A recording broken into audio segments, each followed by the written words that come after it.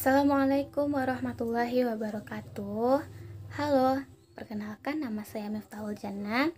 NIM saya 120501268669. Saya berasal dari kelas C jurusan Teknik Informatika Universitas Islam Negeri Sultan Syarif Kasim Riau.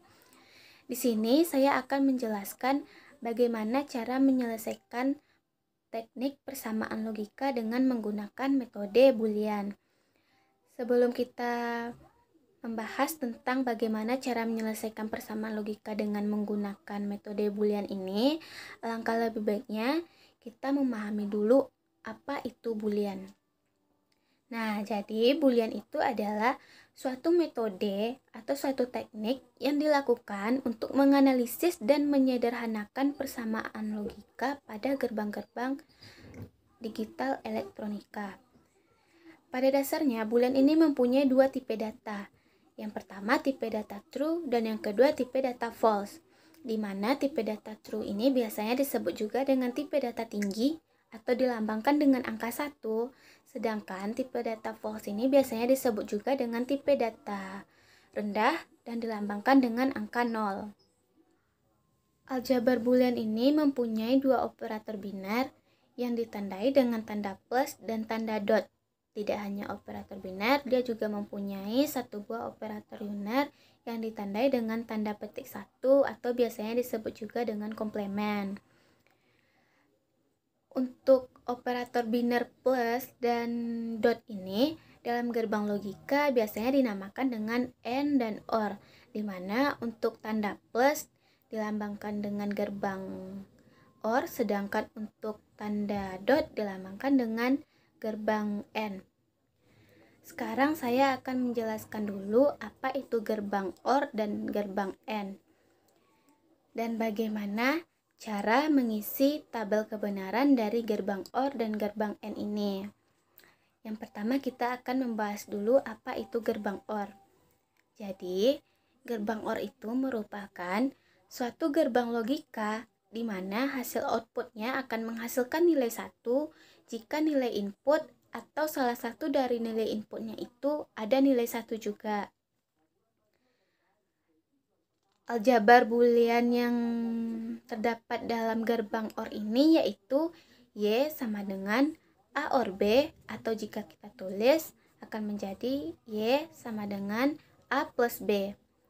Untuk lebih memahami apa itu gerbang OR dan bagaimana cara mengisi tabel kebenaran dari gerbang OR ini, saya akan mencontohkan bagaimana caranya. Di sini saya akan mencontohkan dengan menggunakan nilai 2 input. Sekarang saya akan membuat tabel kebenaran dari gerbang logika OR. Pada umumnya dalam gerbang logika mempunyai dua buah kolom, yaitu kolom input dan kolom output.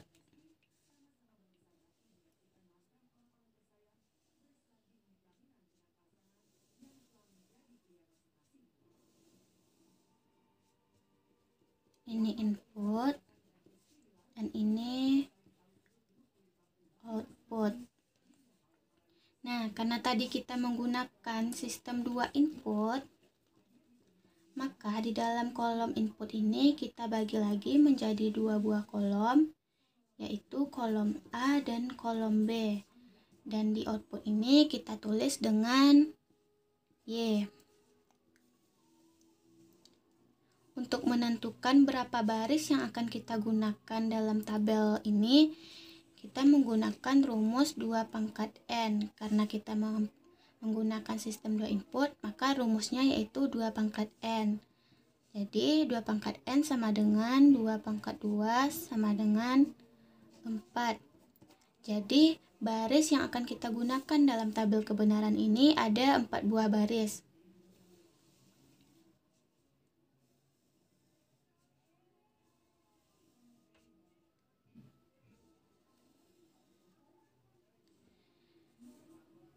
Dalam gerbang logika, hanya memungkinkan dua buah angka di dalam tabelnya, yaitu angka 0 dan angka 1. Nah, dalam tabel ini kita akan membuat 50% angka 0 dan 50%-nya angka 1. Jadi kita bisa menulis 0011 pada kolom A dan 0101 pada kolom B. Nah, seperti yang sudah saya jelaskan tadi, nilai output ini akan bernilai 1 jika salah satu dari nilai input mempunyai nilai 1 juga, atau keduanya mempunyai nilai 1. Karena dalam baris pertama ini tidak ada nilai 1, maka di dalam output ini kita menulisnya 0. Nah, pada baris kedua bisa kita lihat bahwa ada satu buah angka 1, yaitu pada kolom B. Jadi kita menulis pada output ini yaitu 1. Begitu juga dengan baris yang ketiga, ada satu buah angka 1 pada kolom A. Kita menulisnya di output dengan angka 1. Pada baris keempat ini, kedua-duanya merupakan angka 1 dan kita tetap menulis angka 1. Jadi beginilah cara membuat tabel kebenaran dengan gerbang logika OR. Yang kedua, saya akan menjelaskan tentang gerbang logika N. Jadi, gerbang logika N ini adalah sebuah gerbang logika di mana ia akan menghasilkan output bernilai 1 jika nilai kedua inputnya bernilai 1 juga. Nah, berbeda dengan gerbang OR tadi, di mana yang hanya satu nilai inputnya saja yang bernilai 1, maka akan menghasilkan nilai output bernilai 1 juga. Di gerbang logika N ini, yang menggunakan sistem 2 input, jika salah satu nilai inputnya hanya 1, maka di dalam nilai output tidak bisa ditulis 1, diwajibkan memiliki 2 nilai 1 di input, maka dalam nilai outputnya akan menghasilkan 1. Aljabar boolean dari gerbang N ini adalah Y sama dengan A N B, dan jika ditulis akan menghasilkan Y sama dengan A dot B. Nah, saya akan menjelaskan bagaimana cara mengerjakan tabel kebenaran dari gerbang logika N ini. Sama dengan sebelumnya, saya juga akan menggunakan sistem 2 input. Nah, saya akan membuat tabel kebenaran dari gerbang N ya.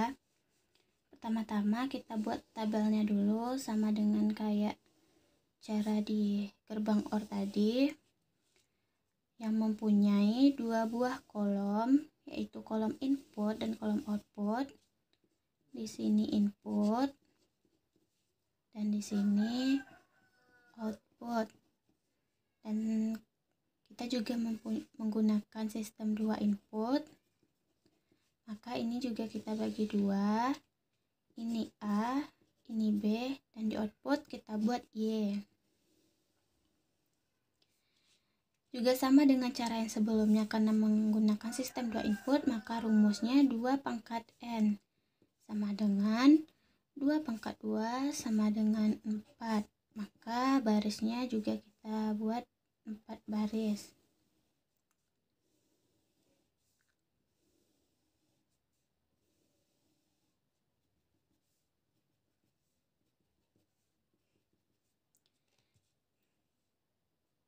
Dan sama juga dengan gerbang OR, nilai yang memungkinkan hanya nilai 0 dan 1, maka 50%-nya kita buat 0, 50%-nya kita buat 1 pada tabel.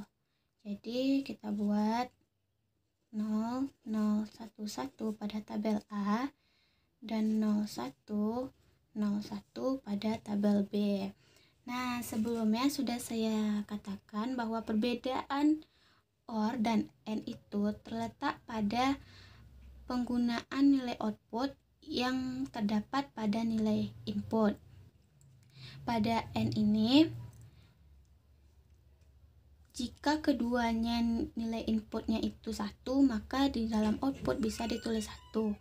Jika hanya salah satu, maka tetap ditulis 0. Kita lihat pada baris 1, tidak ada angka satunya, maka kita tulis 0.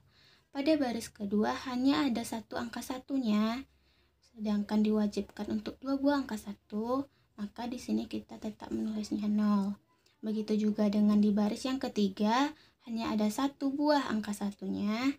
Di sini kita buat 0. Nah, pada baris keempat ini bisa kita lihat bahwa ada dua buah angka 1 nilai input. Kolom A dan kolom B mempunyai nilai 1, maka di dalam outputnya kita membuat nilai 1 juga. Nah, beginilah cara membuat tabel kebenaran dengan gerbang AND.